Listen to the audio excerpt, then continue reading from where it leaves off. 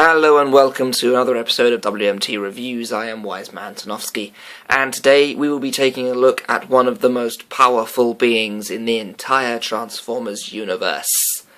Ladies and gentlemen, I present to you Energon Supreme Class Unicron. Oh, good lord, look at this guy. Now we get the fluff out of the way nice and quickly. If Primus is the god of the Transformers, Unicron is the devil himself, basically. He is a very massive, titanic, horned demon that travels the universe, devouring all in its path. He's just incredible, and this figure is a fantastic representation of his Energon incarnation. I believe my knowledge of Armada and Energon isn't fantastic, but I believe he first appeared in Armada and was destroyed, and then he returned in Energon in this very dark, evil-looking, resurrected form. And I'll move on to that first, because I prefer this colour scheme to the original orange and silver, because I thought the orange was a bit tacky looking. This suits a demonic planet eater perfectly. So, this is Unicron in his planet mode, or as I like to call it, the World Eater, because that's what he is. He eats worlds. And as you can see, he's got his very nice ring around him, which does make him incredibly difficult to pose in this form. So most of the time I do have him posed in robot mode. Have a look on the northern hemisphere here. There are some very nice spines and some excellent green detail on this plastic here. A little groove here, which if you give me a moment, this is Dead End, Unicron's Minicon / Moon, and he is supposed to slot in, and he just sort of sits in that groove there, and there you have Dead End. We'll get to him later because he activates a lot of Unicron's special powers. Have a look down here at the southern hemisphere. It's his legs and some missile launchers. Lots of sort of robot-y kibble down here, really. And the northern and southern hemispheres don't really link up all that well, mostly due to his shoulder armour being a bit flimsy and in the way. Or I'm doing it wrong, not sure. I can't read the instructions, they're in Japanese. Now, Unicron's primary function in this form is this. Nom. Nom. You push the two horns in, and he devours all in his path. I love it. It's fantastic. It's just perfect. A lot of people's mechanisms don't work properly. Mine works perfectly, and I am so happy that it does. I am thrilled. Really am. Now, one thing I do like, Unicron's transformation in this figure is almost identical to his transformation in the series. And that's not something you get very often these days. What you're first and foremost going to do here is unpeg the rings and adjust them as such. Do the same down here. I'll try and move them into frame. Do the same down here. And try and, position them so they're out of the way. Unpeg them and rotate them around out of the way. Because otherwise they'll get very irritating and you'll lose your temper with them. Next, got to admit my favourite part of the transformation. Split the front. And lift it away.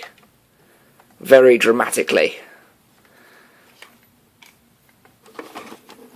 Next you're going to take the legs and unfold the entire southern hemisphere down to become his legs. Fold down the feet all the way to unfold the front of the feet. Rotate them around. Separate the legs. Rotate these around so the missile pods are at the top. Come to the front here. Separate his hands. Still exactly the same as the cartoon. I love it. And fold up his pelvis armour. Now rotate this entire shoulder assembly up to the top, bring down the arms, rotate them out, come into each of these arms here. There's a little panel in here, which if you have fingernails is a lot easier to open, but I don't. Oh, there we go. And rotate out the fists around this side, and do the same. Come around to the back, and these wings are supposed to sit up like this. My left wing doesn't, it just sort of flops, so I have to position the wing behind his leg such that it doesn't get in the way. It all just sort of flops around the back on my figure, unfortunately, because this joint's too loose, but I'll do something about that at some point. Finally, bring him around and flip up the head.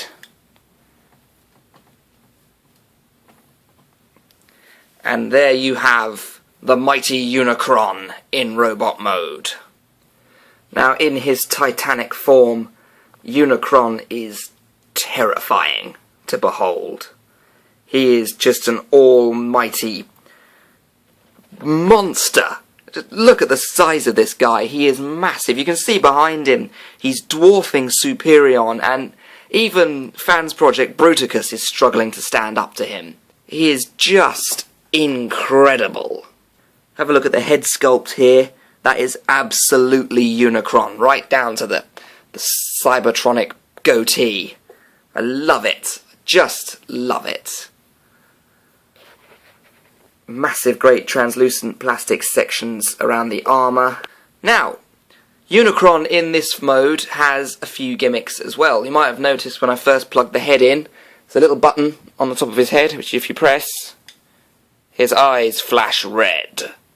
Just to let you know, you're doomed. You really are doomed, because the destroyer of worlds has come for you. Now, in his titanic form, Dead End here activates Unicron's primary weapon, besides being a planet-sized monster. This little Minicon peg in the back here. Around the back of Unicron, if you spin him around, there's a very enticing Minicon peg here. Take the Minicon, find the peg, and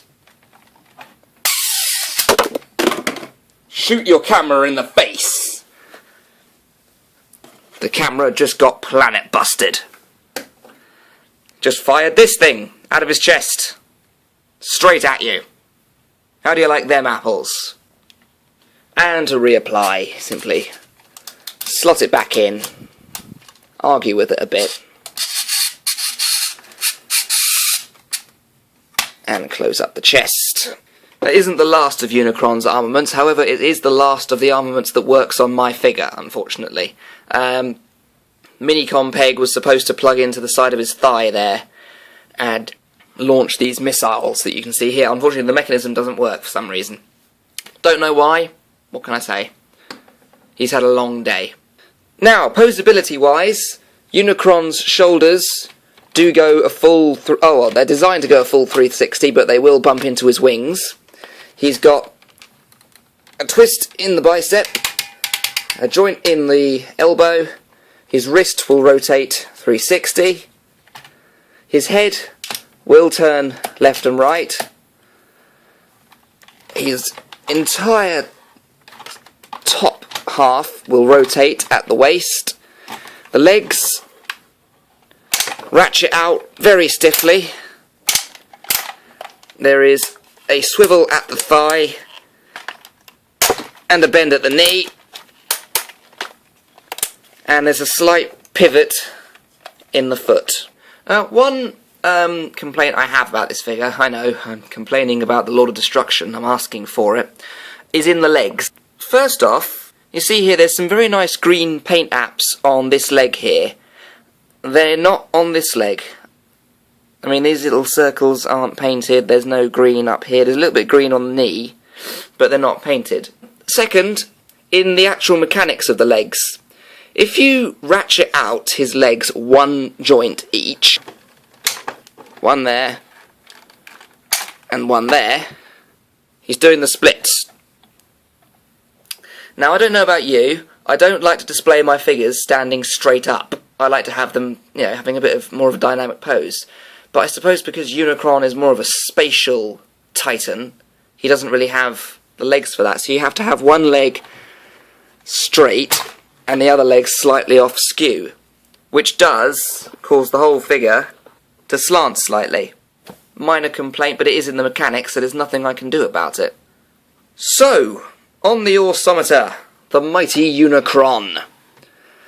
It is a fantastic figure. You know, the colour scheme is great, if a little asymmetrical.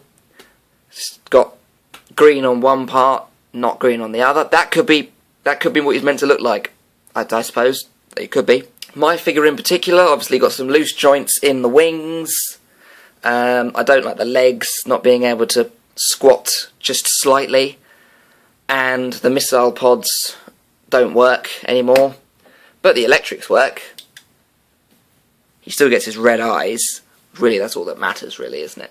So I think on the Orsometer, the Mighty Unicron earns himself a very respectable 8.